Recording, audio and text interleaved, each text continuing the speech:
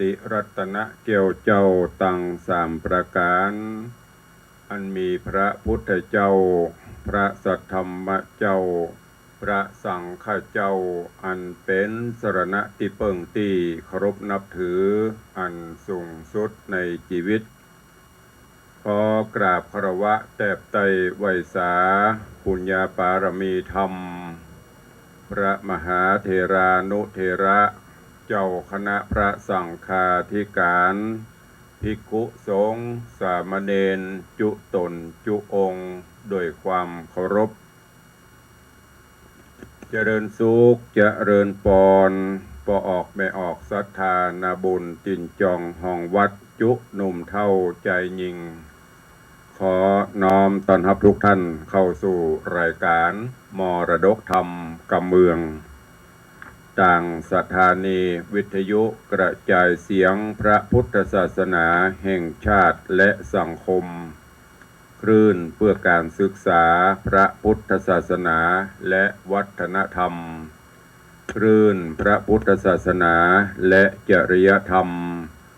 คลื่นวิทยุสีขาวเพื่อเจ้าประชาส่งสัญญาณออกอากาศทางคลื่นในเครือข่ายทุกสถานีพร้อมกันนี้ก็ขอ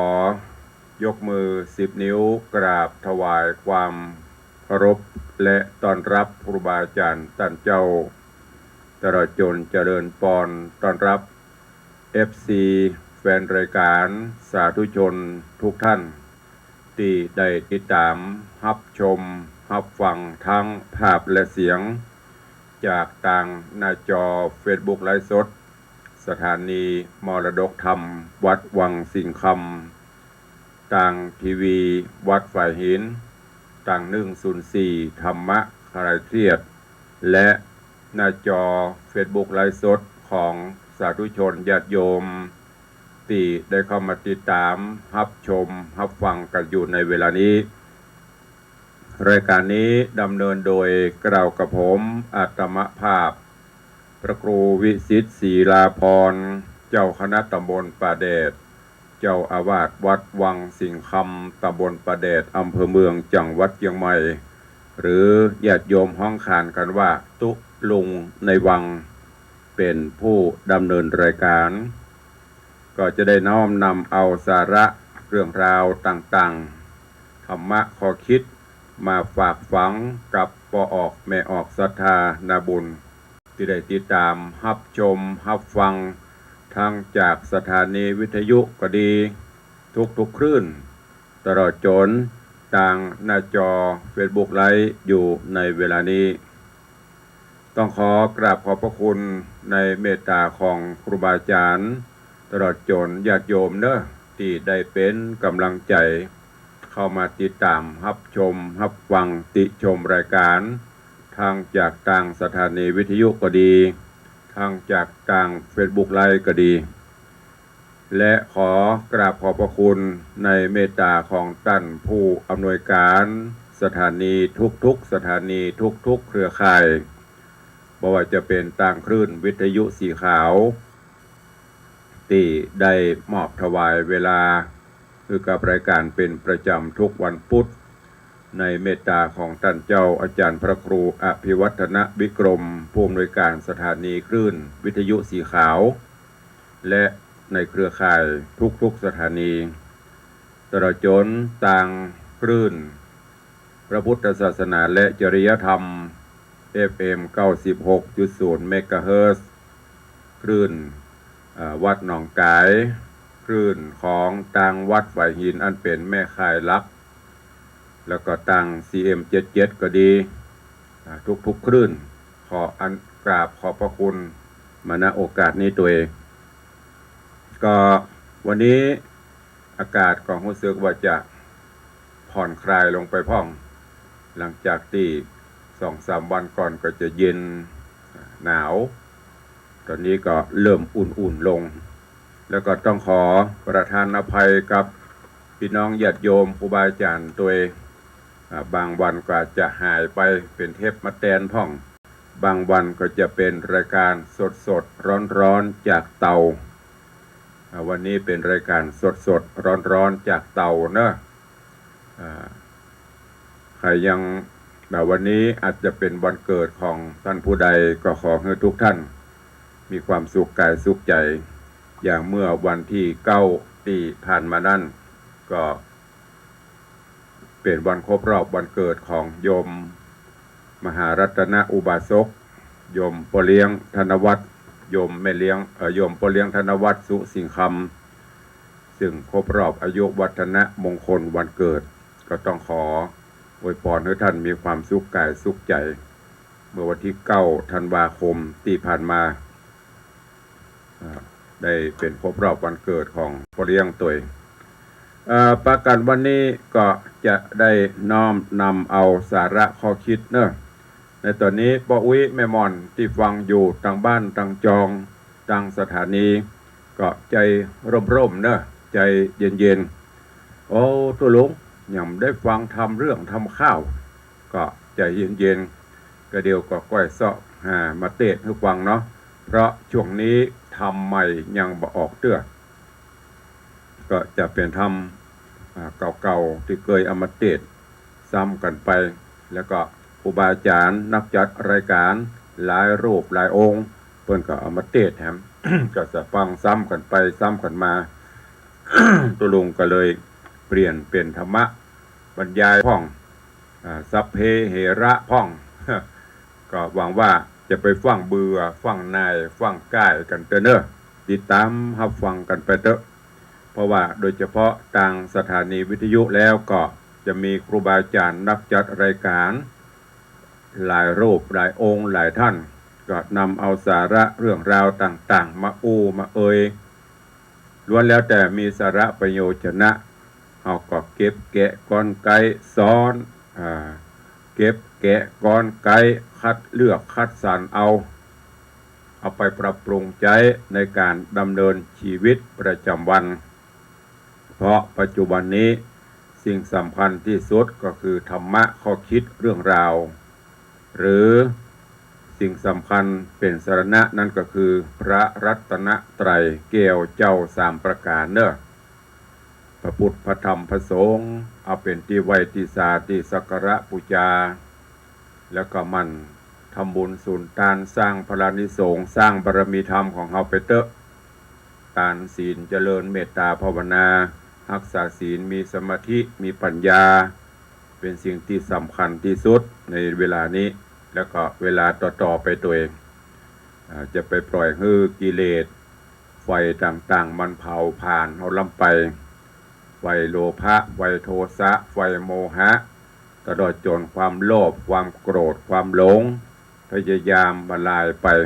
พยายามละลายมันออกไปกำน้อยแล้วชีวิตครอบครัวเฮาก็จะมีความสุขวันนี้จะนำเอาเรื่องราวของเจ้าแห่งชีวิต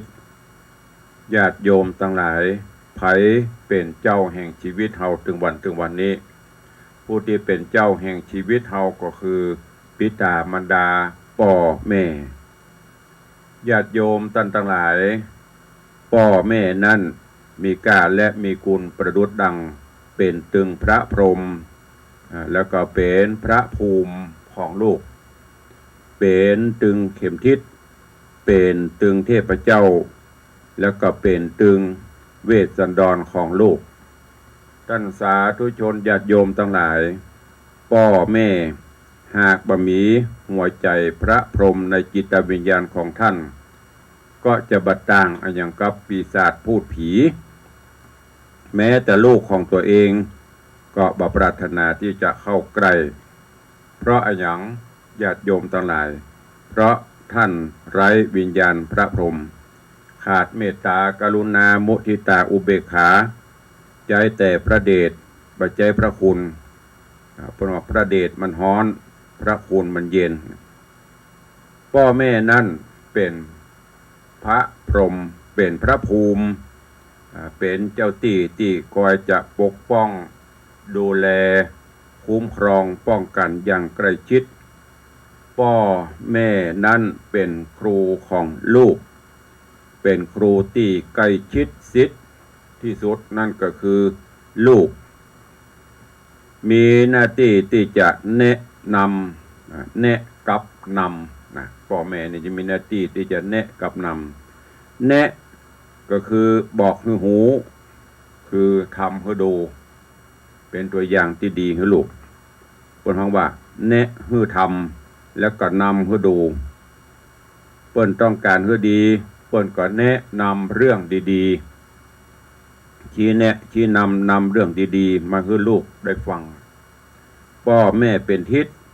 คือเป็นเข็มทิศที่จะคอยชี้แนะชี้นำชี้ทิศชี้ทางให้ลูกให้หลานให้ลูกให้เต้าว่าจะไปทางใดเพราะฉะนั้นญาติโยมท่านทั้งหลายพ่อแม่ที่ดีจะต้องแนะให้ลูกทำนำให้ลูกอยู่นำให้ลูกดูแล้วก็อยู่ให้ลูกได้หูได้หันเย็นให้ลูกได้สัมผัสแล้วญาติโยมทั้งหลายการเลี้ยงลูกในปัจจุบันนี้ท่านทั้งหลายต้องการให้ลูกเป็นจะได้ ให้ลูกดีก็แนะนำเรื่องดีๆแล้วสุดท้ายท่านทั้งหลายก็จะมีความสุขในครอบครัว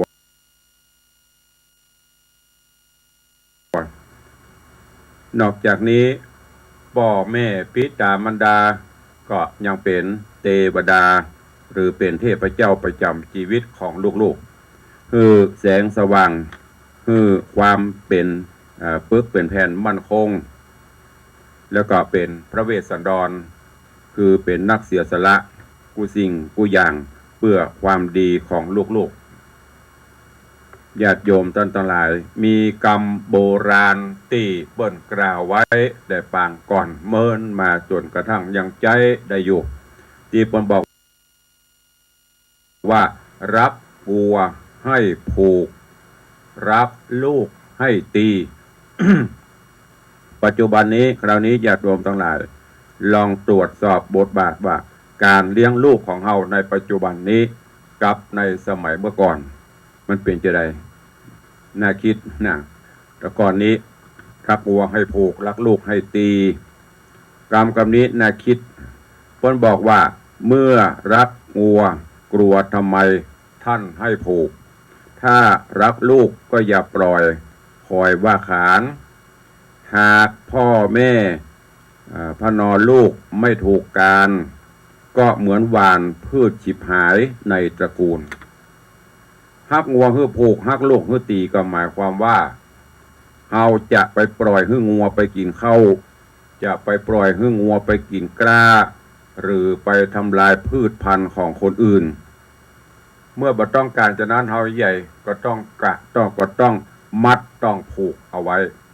สมัยเมื่อก่อนนี่เพื่อจะมีเหวปัจจุบันนี่บ่หันละเพราะงัวควายกับไปอยู่ในพ้นห้องไว้เป็นฟาร์มแต่ก่อนนี่ไปโต่งไปนาเชื่อไปถามท่านเจ้าอาจารย์ตุดวงเสน่ห์กะหลงนะเพิ่นแสดงไอ้เวสสันดรกะม่วนเนี่ยเพิ่นจะเอากรรมบักเก่าเรื่องราวเก่าๆมาอู้มาเอ่ยเป็นข้าวเป็นกรอนเป็นบทซอตัวน่ะ ติดตามรายการของเพิ่นตัวเองก็เพิ่นจะมัดไว้แต่ก่อนเขาไปกลางโต่งจะมีแหวมัดมีลักมัดเนี่ยกรรมโบราณเพิ่นถือบอกว่าหักงัวคือผูกหักลูกคือตีต้องมัดไว้เอาใบยาคือลูกเขาผิดก็ต้องป้องกันและก็แก้ไขถ้าเขาผิดพลาดเสียหายก็ต้องเคี่ยนต้องตีแต่บ่ใช่ว่าตีเอาเป็นเอาตายตบหีบจักหีบนั่นก็ไม่ใช่หรือไปตีโพยตีพายก็ไม่ใช่แต่ตีเพื่อตบเพื่อแต่งหม้อลองพอเวลาเปิ้นปั้นเปิ้นก็จะตบจะแต่งให้มันออกมาสวยงามนะเหมือนกับเฮาตีมีดตีเล็กก็เหมือนกันเล็กแหนบเนี่ยมันจะหางามพอดีมันหนาหรอกเปิ้นก็เอามาตบมาแต่งมาตีออกมาเป็นมีดเพื่อให้เกิดความสวยงามตีด้วยวาจากำปากนั่นก็คือแนะนำพร่ำสอนถ้าว่ายากสอนยากก็ไม้เร็วหรือไม้เขียนไม้เส้นแต่ก่อนนี่โดนมดการประยมพ่องขาจำพ่องมัดเอามดส้มปล่อยพ่อง ประเดี๋ยวนี้ลองทำเขาว่าทำเกินกว่าเหตุ หรือมักจะได้ยินเขาอ้างสิทธิส่วนบุคคลสิทธิเสรีภาพญาติโยมตลาดแต่แล้วเป็นจะได้ล่ะสิทธิเนี่ยหรือปล่อยปะละเลยเมื่อก่อนนี้ยันที่เคยเล่าครูบาอาจารย์เคยบอกนะโอ้สมัยเปิ่นขยมเนี่ยถ้าวันใดนอนบ้านนี่นะจะต้องตื่นเช้าพ่อแม่ลุกไปนึ่งข้าวเป่าไฟลูกเต้าก็ต้องลุกถ้าเป็นแม่หญิงก็เข้าครัวช่วยพ่อช่วยแม่ทำอาหารการกินทำสำรับกับข้าวถ้าเป็นพ่อใจกับปุ่นกวาดขี้เงียกาเนี่ยเพิ่นจะแนะเพิ่นจะบอกโลกหรือเพิ่นจะแบ่งหน้าที่ให้ลูกได้ทำคนนี้ไปตักน้ำคนนี้ไปเนี่ยนั่นยันนี่ถ้าบ่ทำแบบเนี้ยก็โดนเคี่ยนโดนใบเซ่เนี่ยเพิ่นชี้แนะชี้นำเพิ่นสอน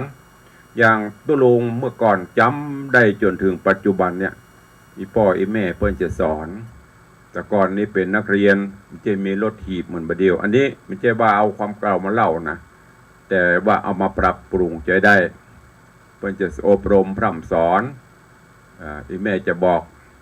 นับตั้งแต่เข้าเตาไฟเนี่ยใส่น้ำมานึ่งเมื่อก่อนมันมีเตาแก๊สมันบ่มี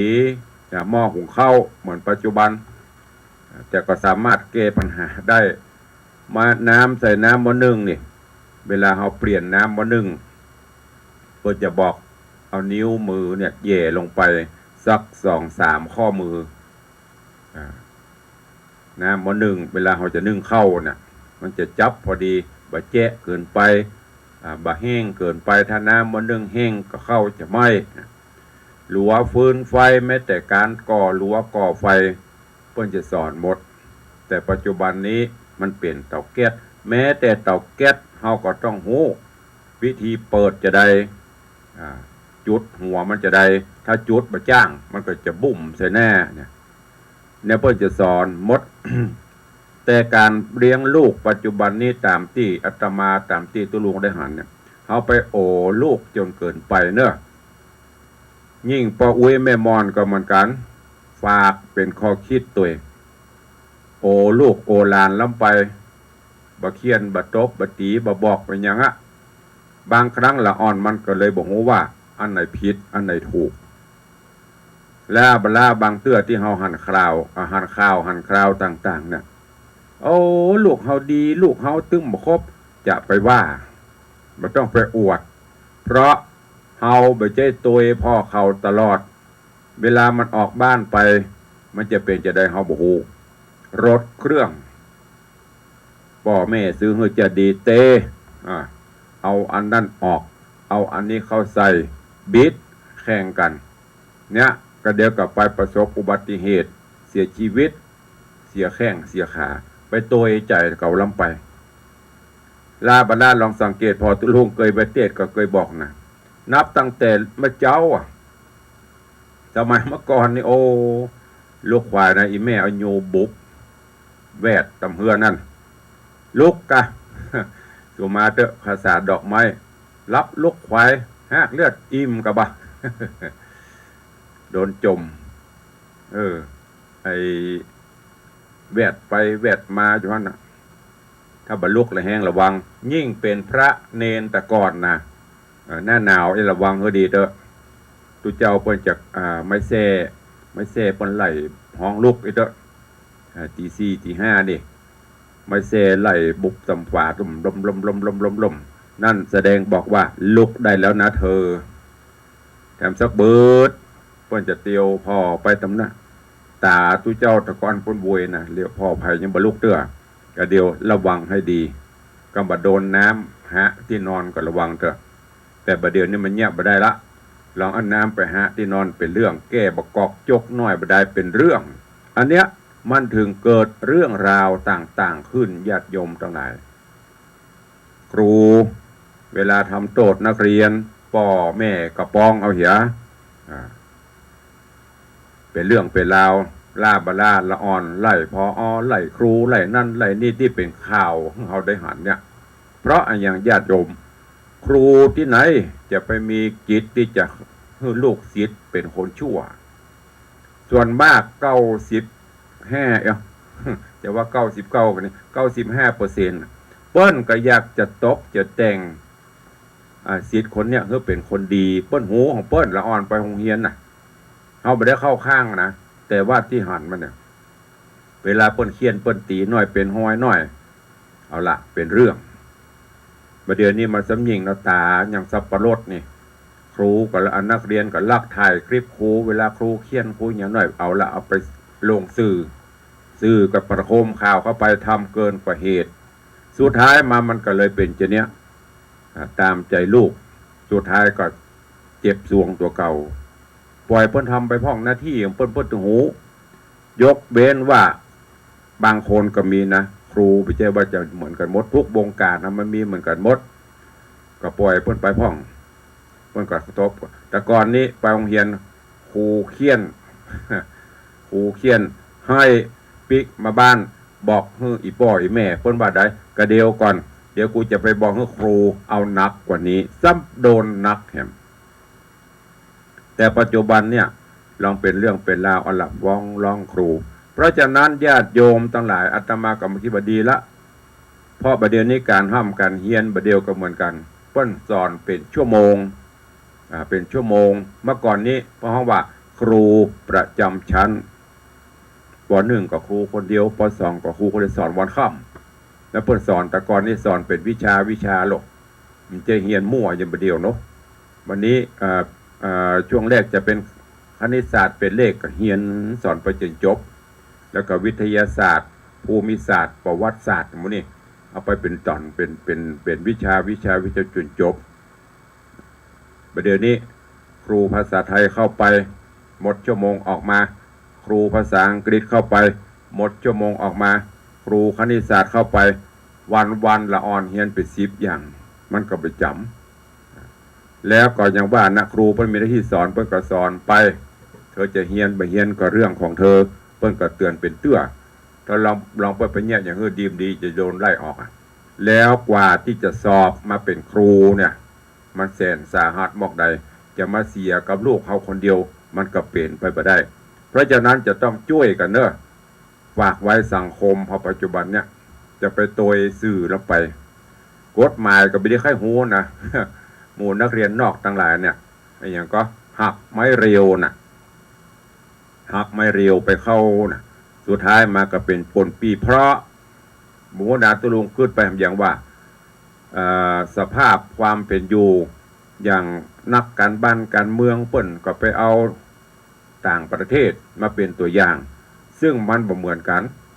ต่างประเทศนะเปิ้นวิวัฒนาการเปิ้นเป็นโลกที่เปิ้นของประเทศที่พัฒนาแล้วแต่ของเฮานี่กำลังเฮาก็ก้อยไปจะไปโวยน้ำไปอันเนี้ยมันก็เลยมีปัญหาแถมอย่างนึงใครฝากไว้การเลี้ยงลูกเลี้ยงเต้าเนี่ยพ่อแม่เนี่ยเป็นครูคนแรกที่สุดละโรงเรียนบ้านนอกบ้านนาเดี๋ยวยุบไปเป็นลายเป็นโฮงนะอย่างตำบลประแดดนี่แต่ก่อนพอมีโรงเรียนประจำหมู่บ้านประจำวัดประเดี๋ยวยุบ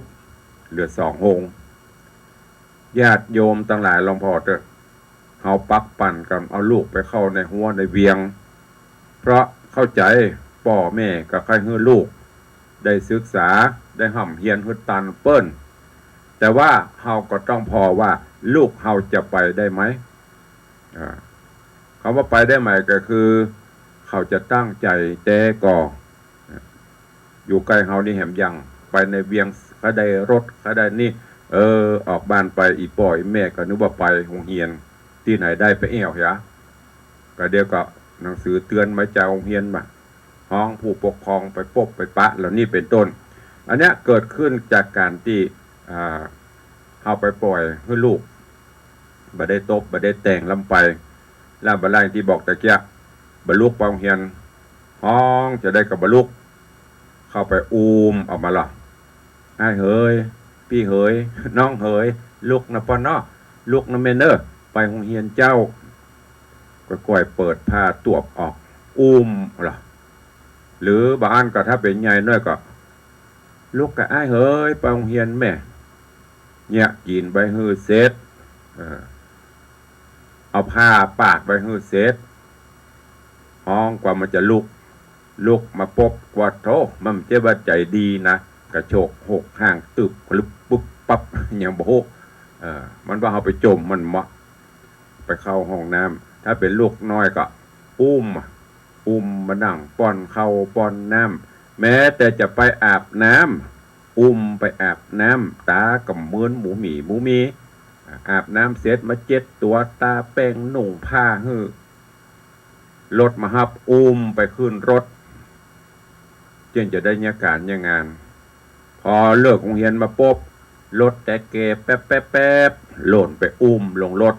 ขึ้นบนบ้านเอาข้าวเฮือกินขนมเฮือกินเอาน้ำเฮือกินอันที่สำคัญอย่างหนึ่งก็คือถ้าละอ่อนน้อยๆในที่หันนะเอาโทรศัพท์เมื่อละอ่อนเล่นนะกำโทรศัพท์เมื่อละอ่อนเล่นมันก็คุยมันไปตามภาษาละอ่อนนะคุยไปคุยมาเมินเข้าใหญ่ขึ้นมาละอ่อนติดเกมเอาละจมมันตึงบัญญะอย่างตุลุงติดเกมจะไปโตดกันละอ่อนโตดเฮาพ่อง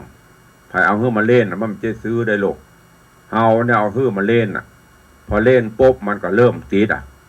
มันเหมือนอย่างเฮาเป็นละอ่อนเขาติดนั่นติดนี่นั่นแหละถ้ามันติดแล้วมันแก้ยากอันเนี้ยขอฝากไว้กับลูกกับหลานกับญาติกับโยมเนอะพยายามอันไหนที่ใจสมัยโบราณได้ก็เอาโบราณก่อนจะไปว่าของโบราณเป็นของเก่าคร่ำครึบางอย่างมันก็ต้องใจรักงัวให้ผูกรักลูกให้ตีอย่างบางพ่องอาตมาไปหาโอ้ลูกตินตั้งป่อตินตั้งอุ้ย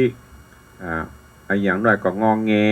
อันจะเอาอันนั้นบัดได้ก็นั่นก็ให้แล้วเป็นรุ่นเฮากันเนาะยิ่งให้ก็ยิ่งโดนจำเตียฮิเฮาให้นะก็ต้องโดนดักเสียงโตเอาจนบัดได้บัดได้ออกนะจำมาเต้าบัดเดียวนี่ป.6 10 ปีดีตายแล้วเนี่ยก็เพราะคนอบรมมาเราต้องใจพ่องมันบดีก็เคียนบ่เจ้าว่าเคียนเป็นเคียนตายหรอกมันจะได้รู้ว่าอันนี้มันบ่ถูกอันนี้มันผิดเนอะก็ฝากไว้กับญาติโยมทั้งหลายตัวการเลี้ยงลูกญาติโยมทั้งหลายเคยได้ยินเนาะลิงใครเคยหันพ่องลิงหรือบอกเนี่ยลิงเลี้ยงลูกเคยได้ยินก่อนนิยายที่ถึงว่าลิงเลี้ยงลูกโดยเพิ่นลิงนี่วอกนี่ลองสังเกตพอเพิ่นจะเอาลูกฮักเอาไว้ตั้งหลังลูกจังจะเอาไว้ตั้งหน้าถ้าลูกตัวใดที่ลิงฮักเนี่ยมันก็จะเอาไว้ตั้งหลังปุ่นนี่อย่างมาถึงเอาไว้ตั้งหลังเพราะว่ามันกลัวจะถูกน้ำปักถูกน้ำเกาะเกี่ยวจะเป็นอันตรายมันก็เอาไปไว้ตั้งหลังปุ่นลองพอเนื้อไปเอวส่วนซัดก็ดีนะลองไปพอลองสังเกตมันอย่างตุ้ลุงวัดเตก็ลูกฮักเอาไว้ตั้งหลังลูกจังเอาไว้ตั้งหน้ามีไอ้อย่างมันก็จะเอาอกเข้าไปปะทะไว้ก่อนส่วนลูกที่ตัวที่วอกที่ลิงมันจังเนี่ยมันจะเอาไว้ตั้งหน้าอันเนี้ยเป็นหน่วยกล้าตายจะเป็นอย่างก็มันก็จังบะฮักบะส่งสารบะอินดูญาติโยมทั้งหลายแต่พอว่าพ่อแม่สิ้นบุญคือแม่ลิงตายพอแม่ลิงตายนะ มันจะกลับตาลปัดกันนะมันจะปีนกันไปลูกที่แม่ฮักนักฮักหนาน่ะกลายเป็นลิงที่บาร่าเริงบะจื้นนี่เด้ออยู่ไหนก็เงาง้อย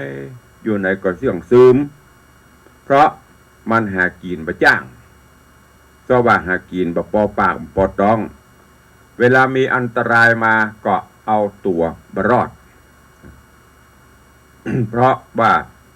มันไม่ได้รับการดูแลหรือว่าไม่ได้รับการเอาใจล้ำไปเพราะเอาใจนักเลยจ้วยตัวเก่าไปได้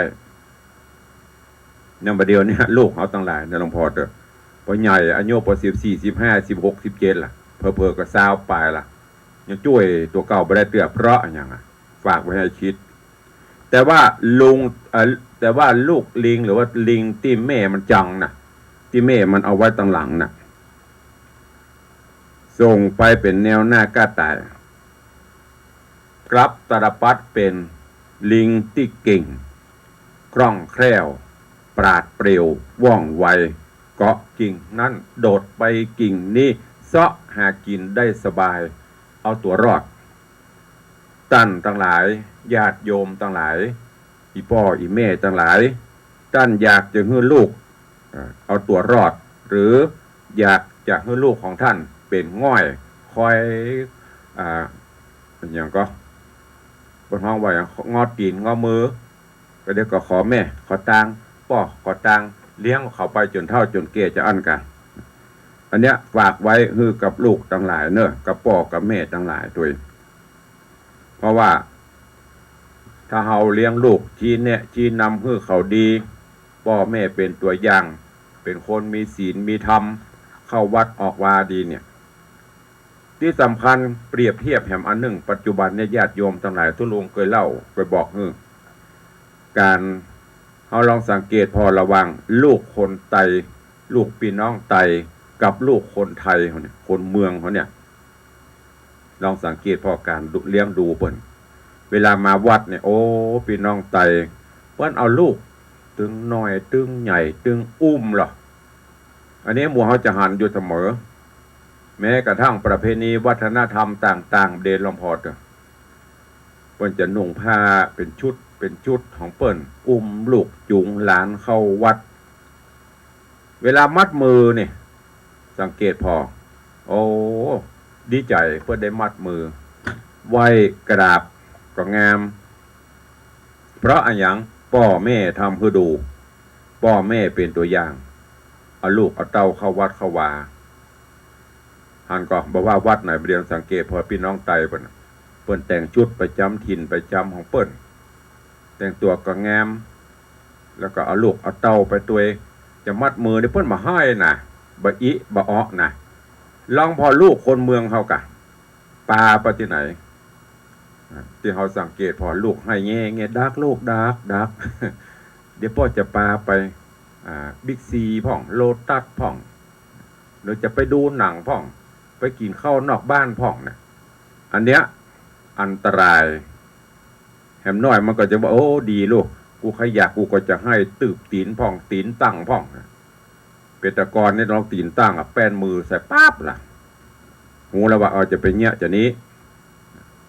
ลูกหลานตุลุงมาหาวัดนะป้อมันโอนะเวลามาหาเดี๋ยวโดน ไม่เซ่มีกับไม่เซ่ใส่แล้วก็ด่าแบบป้อแม่พูดเนี้ยสอนลูกสอนเต้าไปจ้างสอนตัวใจจะเอาอย่างก็หาฮื้อ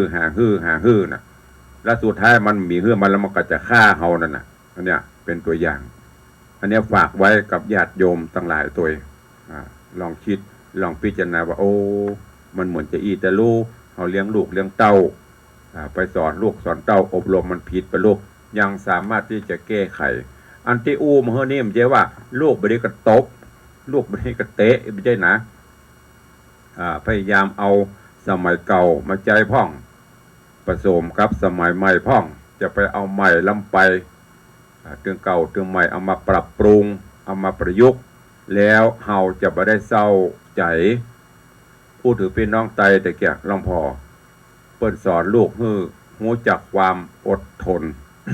ถามว่าเปิ้นจะส่งลูกเปิ้นไปเรียนได้ก่อนประเดี๋ยวนี้เปิ้นมีบัตรมีอย่างโมดถ้าเป็นส่งอันน่ะเฮาบัตรทานเปิ้น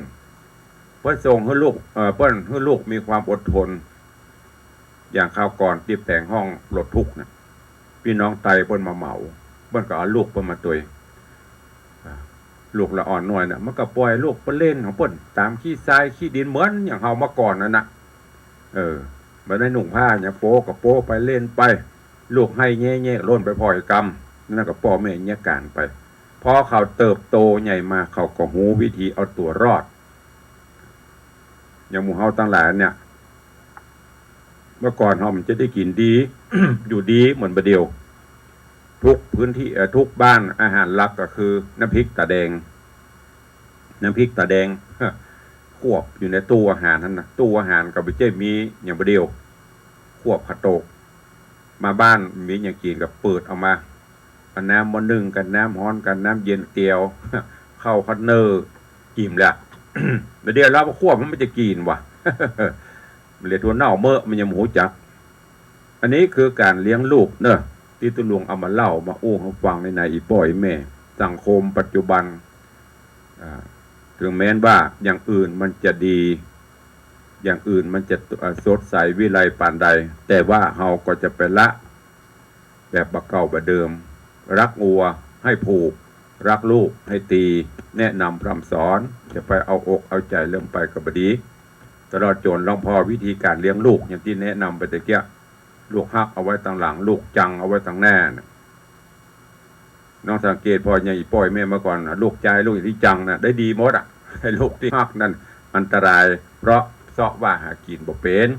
ดังนั้นก็ฝากเป็นข้อคิด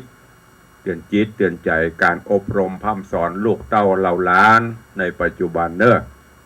แนะนำทำโมดูก็ดีแล้วก็ที่สำคัญก็มีศีลมีธรรมป้าเข้าวัดเข้าวาไปแถมน้อยเขาก็จะมีศีลมีธรรมเหมือนอย่างเฮานะบ่ต้องไปเดือดร้อนอย่าลูกไปวัดก็บ่เอาไปอย่างที่แนะนำพอว่าลองพอพี่น้องไตเปิ้นมาวัดมาวานะรักษาจารีตฮิตหอยประเพณีไว้เป็นตัวอย่างที่ดีให้ลูกได้หันเป็นตัวอย่างให้ลูกได้ดูแนะนำพร่ำสอนเวลาเขาผิดเขาพลาดก็ตบก็แต่งก็ตีก็เคี่ยนพ้องจะไปเอาใจล้ำไปเมื่อเขาเอาใจล้ำตุลุงจะบอกเสมอว่าภัยที่มีลูกสู่เขาไข้ทุกข์ใจก็ไข้ทุกข์ใจก็ถ้าเนี่ยภัยที่ไข้ทุกข์ใจเมื่อยามแก่ยามเฒ่าก็เอาใจไปเตอเนอเอาใจพะเนาพะนอไปเต็มตีเตอะแล้วก็จำกรรมตุลุงไว้เนอะแก่เท่ามานั่นน่ะจะทุกข์ใจภัยไข้สุขสบายเมื่อแก่เมื่อเฒ่าก็พยายามตบแต่งปั้นแต่งไปแล้วเมื่อเฒ่าแก่มาเขาก็จะได้เปิ่งปะอาศัยเขาดังนั้นในวันนี้ก็ฝากไว้กับญาติโยมสาธุชนต่างหลายเนอะตลอดจนลูกหลานเยาวชนคนดีที่อาจจะฟังตุลุงอยู่กับพ่อกับแม่อยู่เวลานี้หรือไปเปิดดูไปฟังธรรมะทาง YouTube ก็ตามเฮาก็พยายามปรับปรุงเอาเนอะให้สุขสบายก็คือพยายามมันศึกษาหาวิชาความรู้นำสิ่งที่ดีเข้าสู่ตัวแล้ววันหน้าเฮาก็จะสุขสบายพูดพ้องว่าทุกข์เมื่อหนุ่มสบายเมื่อแก่นั่นน่ะดีคำว่าทุกข์เมื่อหนุ่มก็คือเสาะแสวงหาวิชาความรู้ใส่ตนใส่ตัวเฮือนักสร้างฐานะรับฐานเฮาเมื่อกำลังวังชาเฮายังดีอยู่ถ้าหากแก่ตัวมาแล้วอย่างที่เฮาได้ยินโอ้เสียดายเนาะเมื่อก่อนอีพ่ออีแม่เปิ้นส่งให้เรียนบ่เรียนเปิ้นส่งให้ศึกษาก็บ่ไปสุดท้ายมาก็มาตุกหันเปื้อนหันฝูงได้ดิบได้ดีก็เพราะเปิ้นได้รับการอบรมบ่มเพาะแล้วก็เป็นลูกที่ดีของพ่อของแม่ตั้งอกตั้งใจศึกษาห้ำเฮียนสุดท้ายเปิ้นก็มีความสุขตรงกันข้ามเฮาเป็นคนลึกคนหลืนคบเปื่อนคบฝูงไปแอวไปนั่นหั่นเข้าแอวไปเลยสร้างความเดือดร้อนบั้นปลายชีวิตเฮาก็จะลำบากเนอะก็ขอฝากไว้กับลูกหลานกับเยาวชนคนดีได้น้อมนำไปคิดพิจารณาและฝากฝังกับอีพ่ออีแม่ที่ฟังอยู่ลองเอาไปปรับพฤติกรรมการเลี้ยงลูกเลี้ยงเต้าเนอะเฮาอยากจึงให้ลูกเฮาไปทางใดเป็นจะใดที่สำคัญก็คือเลี้ยงลูกให้ลูกเอาตัวรอดก่อนจะไปเลี้ยงลูกแบบ เลี้ยงลูกแล้วก็ให้เขาบ่รู้จักตุกแล้วเขาก็จะตุกตัวเขาไปใหญ่มาเดี๋ยวจะเอาเขาไปเกาะเป็นลูกเกาะเป็นลูกแกะลูกอย่างนั้นปลาเขาไปเกาะตะล่างเกาะโกงขึ้นโรงขึ้นศาลอันนี้ใจไปได้ฝากไปตัวเนอะก็วันนี้ได้นำสาระข้อคิดเรื่องราวมาฝากฟังก็หวังว่าคงจะเป็นประโยชน์นะกับทุกท่านบ่นักก็น้อยเนาะก็เข้าสู่โหมดได้รายการวันนี้เหลือเวลาแถมน้อยจะได้ได้จ่ากับญาติโยมศรัทธาเพราะว่าวันนี้ทางคลื่นสีขาวลิงก็เพราะว่าส่งสัญญาณไปทางอาจารย์พระครูอภิวัฒนวิกรมกุเตือเพื่อจะตอบมาปิ้งปกติวันนี้ดักปิ้งบะป้องซะอย่างเนาะก็เดี๋ยวทางบ้านถ้าฟังคลื่นสีขาวอยู่ก็แจ้งเข้ามาตัวแต่เบื้องต้นนี่ขออนุญาตตักทายครูบาอาจารย์แล้วก็ญาติโยมที่ได้เข้ามาให้กำลังใจติดตามรับชมรับฟังทั้งภาพและเสียงทาง Facebook ไลฟ์สดก่อนเนาะ ก็เบื้องต้นก็ขอเจริญปอนโยมสลินทิพย์บุญเลิศเนอะน้อมกราบไหว้สาเจ้าสาธุเจริญปอนโยม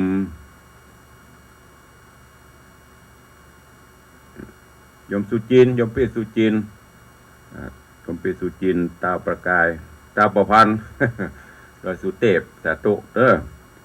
แล้วก็มีโยมแม่ดาหวันคำวังสิงคำเจริญปอนโยม พี่นานจรันปิยจันทร์พี่นานล่าอาสลมโดยซิวเจริญปอนโยมแม่จันดีวิสุทธินันท์เจดีแม่ครัวสันทรายเนอะเจริญปอนโยมปอเลี้ยงธนวัฒน์โยมแม่เลี้ยงทัศพิชาสุสิงคำเนอะอย่างที่บอกตะกี้เนอะแฮปปี้เบิร์ธเดย์ย้อนหลังวันที่9ที่ผ่านมาครบรอบอายุวัฒนมงคลวันเกิดอายุปันตะไดตุลุงไม่บอก แต่หัวเป็นวันเกิดทั้งปวงตุลุงก็อำนวยอวยพรมาดมือฮือเป็นพรเป็นกำลังใจไปละขอกูลแก้วเจ้าปกโฮมเนอะคือพอเลี้ยงมีอายุ199 ปีบุถ้า10,000 ปีอ่ะเขามา199 ปีก็ดีละขอบคุณตัววันนี้เข้ามาเป็นกำลังใจเจริญปอนคุณโยมวันนี้แม่เลี้ยงทัดพิชาก็ส่งถึงดอกกุหลาบ ส่งจงยกมือสาธุท่วมหัวอนุโมทนาขอบคุณกับโยมแม่เลี้ยงตัวเนอะเจริญปอนโยมวิไลใจแก้วสาธุเจ้าเจริญปอนคุณโยมลักษณะเกดีน้อมกราบไหว้สาหลวงพ่อธรรมครูสถิตเจติยรักษ์กันเจ้าอาวาสวัดเจดีแม่ครัวเจ้าคณะตำบลแม่แฝกใหม่เจริญปอนโยมลักษณะเกดี แล้วก็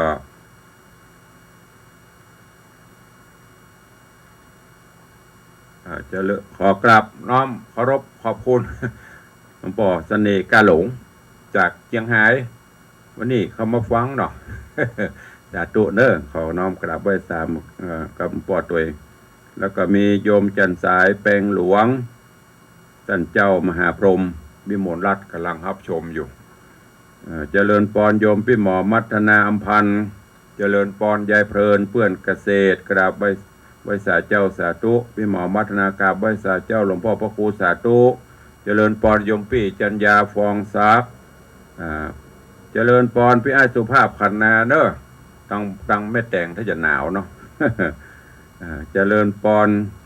โยมจันทรายแปลงหลวงโอ้วันนี้ท่านเจ้าพระครูใหม่พระครูจันทะสรการ วัดตงเหมือนน้อยหรือนามเรียกขาดเดิมก็ตุพี่ต้งเข้ามาชมอยู่หนาวเนาะ วันนี้ได้ใส่หมวกอุ่นนั่งหิงไฟกันสาธุดูแลสุขภาพตัวเนอะเจริญปอนพี่อ้ายธนวัฒน์ปิงพยอมดีละลุกเนอะเตรียมตัวทำงานเจริญปอนโยมตูโยมสุรัตน์เสาคำติดตามรับชมกันอยู่อันนี้เป็นญาติโยม FC ทางบ้านทางจองครูบาอาจารย์ที่ได้เข้ามาติดตามรับชมรับฟังกันอยู่เวลานี้สาธุอนุโมทนาเนอะขอบพระคุณทุกท่านตัวเองก็เดี๋ยวจะได้ตักได้ตายกับพี่น้องทางบ้านทางจองก่อนที่จะไปตักตายญาติโยมต่างสถานีวิทยุวันนี้ก็ขออนุญาตอนุโมทนาขอบคุณเจ้ามูลศรัทธาเนาะที่ได้ร่วมบุญกุศลป่วยหลวงวัดวังสิงคำปีนี้จะตาน ของไว้กับวัดก็คือเก้าอี้หลุยตั้งจิตอธิษฐานไว้ใครได้สัก50 ตั๋วเพื่อที่จะให้ญาติโยมศรัทธาได้นั่งสบายเวลามาวัดมาทำกิจฟังเทศน์ฟังธรรมทำบุญตักบาตรจะเอาไว้ตั้งที่บนวิหารหลวงซึ่งตอนนี้ก็ได้ติดมีเจ้าภาพเจ้ามูลศรัทธาเป็นเจ้าภาพเก้าอี้หลุยตั๋วละ 4,000 บาทเนอะก็ขอขอบคุณกับโยมปอเลี้ยงธนวัฒน์โยมแม่เลี้ยงทัศพิชาสุสิงคำเป็นเจ้าภาพเก้าอี้หลุยจำนวน21 ตั๋วนอกจากนั้นก็มีโยมปตุยแม่แดงทาคำแปลงศรัทธาวัดวังสิงคำนี้1 ตั๋วอุทิศกุศลไว้ไปหน้า แม่ดาหวันคำวังนางโสภาพันธ์คำวังนางดวงใจชัยเขตพร้อมครอบครัวเป็นเจ้าภาพ1 ตั๋วแม่คำปันสตูลนายสมศักดิ์สุริยพันธ์พร้อมครอบครัวเป็นเจ้าภาพ1 ตั๋วโยมแม่ตุนแก้วทาคำแปงร่วมเป็นเจ้าภาพ1 ตั๋วอุทิศกุศลไว้ไปหน้าโยมแม่จันตาหินศีลพร้อมลูกหลาน1 ตั๋วอุทิศกุศลไว้ไปหน้าพ่อหมอวงสว่างแม่หมอพิมพันธ์การจนกมลคลินิกหมอบงจันประคอยร่วมเป็นเจ้าภาพ1 ตั๋วโยมพ่อสมศักดิ์โยมแม่ตาแก้วคำจานางสาวกาบแก้วปางกลาง1 ตั๋วร่วมเป็นเจ้าภาพไว้ตอนนี้ได้28 ตั๋ว28 ตั๋วถ้าตั้งอธิษฐานจิตไว้50 ตั๋วก็จะค้างแหม22 ตั๋วเนาะท่านผู้ใดจะร่วมเป็นเจ้าภาพก็เมตตาเจริญปอนเนอะตั๋วละ 4,000 บาทอันนี้ไว้ตั้งไว้บนวิหารบ่ต้องยกเก้าอี้น้อยตะป๊อบตะแป๊บหล่นขึ้นหล่นลงนี่ก็ขอบคุณทุกท่านใครจะร่วมเป็นเจ้าภาพก็แจ้งความจำนงเข้ามาได้เนอะนอกจากนั้นก็ขออนุโมทนาเจ้ามูลศรัทธาที่ร่วมเป็นเจ้าภาพสังฆทานไตรยทานหัววัดงานปวยหลวงที่เพิ่มเติมจากที่ตุหลวงได้ประกาศมาวันก่อนก็มีคุณโยมสมทรงสิทธิตา1 วัดพ่อวิชัยแม่สุพัฒน์นายประพันธ์เอี่ยมเจริญ1 วัดแล้วก็แม่จันจอมใจ2 วัดโยมแม่จันดีโยมแม่กาบแก้วปาลี1 วัดโยมแม่จันดีสุขเจริญสันนเมง1 วัดอันนี้ที่เพิ่มเติมมาเนอะเพิ่มเติมต่อจากเขาก่อนเดี๋ยววันใดวันหนึ่งก็จะได้อนุโมทนาทั้งหมดทั้งมวลแถมรอบ1นี่ก็ขอบคุณกับทุกท่านตัวเอง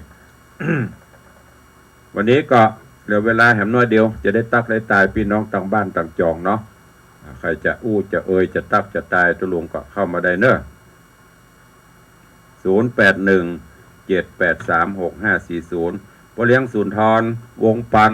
กำลังเข้ามาชมเนอะปอยหลงใกล้มาแล้วเนอะอย่าลืม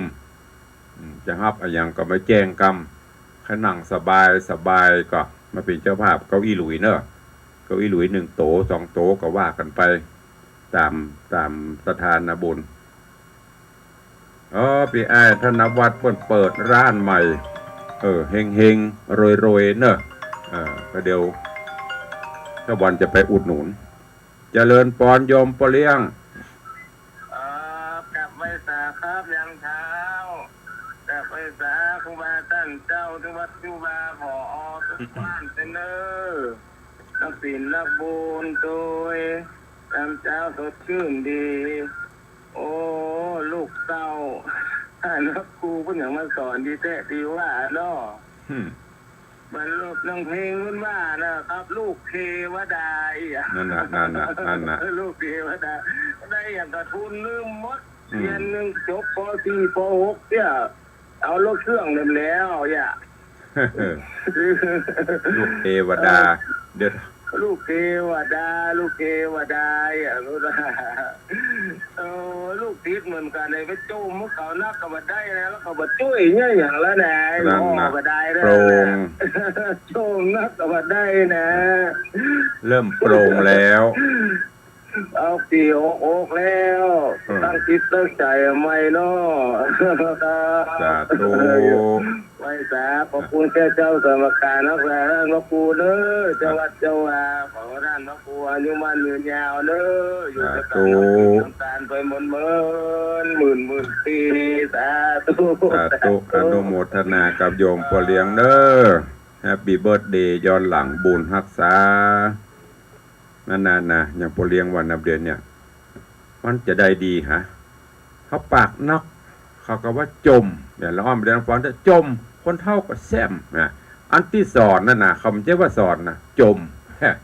อย่างเขาแม้แต่คนใหญ่บ้านเขาก็เหมือนกันนะเพิ่นมาถักกระจมเขาก็จมเขาบอกก็บอกถามอย่างก็ปากนี่มั้งเนาะคนเขาเรียนนะ มันเปลี่ยนจะได้ฮะมันถึงยุคที่ถ้าจะได้ ยังโปเลี้ยงมันถ้าไปจมถึงวันนี้กระโปรงห้อง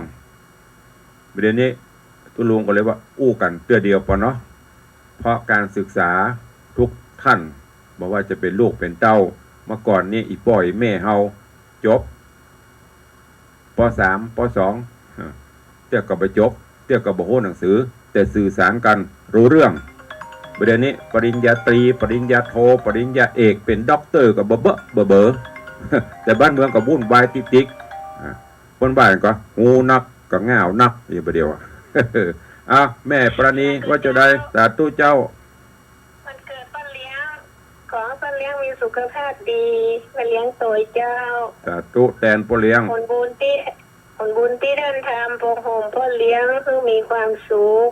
สบายไปตลอดไปเจ้าสาธุเจ้าแล้วบอกอวยพรตุลุงกะตุลุงขอมีสุขภาพดีสาธุบุญรักษาเน้อปีกไปรักษาแม่ตัวเน้อบุญบารมีสาธุอนุโมทนาแทนพ่อเลี้ยงเน้อสาธุขอบคุณยมแม่ประณีพยาไคหผลตัวเจริญปอนสายต่อไปครับเมืองแกนมาแล้วครับเมืองแกนว่าจะได้